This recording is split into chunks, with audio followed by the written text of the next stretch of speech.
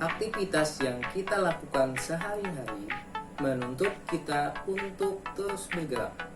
Mulai dari bangun tidur, mandi, berangkat sekolah, bermain, hingga saat tidur kita pun kadang bergerak. Tahukah kamu apa yang dimaksud dengan bergerak?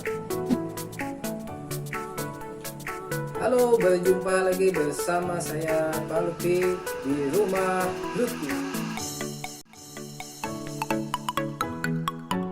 Pada kesempatan kali ini kita akan mempelajari tentang yang namanya gerak. Gerak itu merupakan istilah yang digunakan untuk menggambarkan perpindahan yang terjadi pada suatu benda terhadap benda yang lainnya. Atau secara sederhananya, gerak adalah proses perpindahan dari posisi awal berpindah ke posisi akhir. Nah, itu dikatakan sebagai bergerak, yang artinya sebuah benda dikatakan bergerak jika posisinya berubah.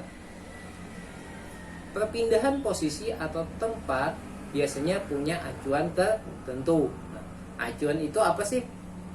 Acuan adalah titik awal posisi benda, yang artinya jika benda berpindah dari posisi awal, maka benda dikatakan bergerak. Nah, misalkan ada sebuah kelapa yang jatuh ke tanah, maka letak kelapa yang masih berada di pohonnya kita jadikan sebagai titik awal acuannya. Dan titik akhir acuannya adalah saat buah kelapa berada di tanah.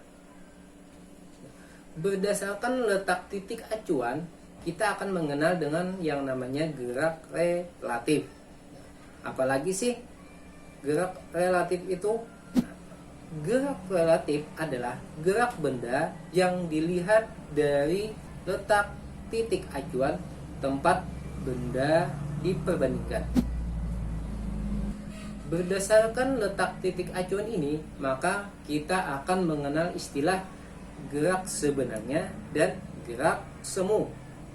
Gerak sebenarnya adalah gerak sebuah benda yang berpindah dari posisi terhadap titik acuannya. Sedangkan gerak semu adalah gerak sebuah benda diam tetapi tampak seolah-olah bergerak. Nah, kita ambil contoh. Misalkan ada sebuah mobil melaju di sebuah taman.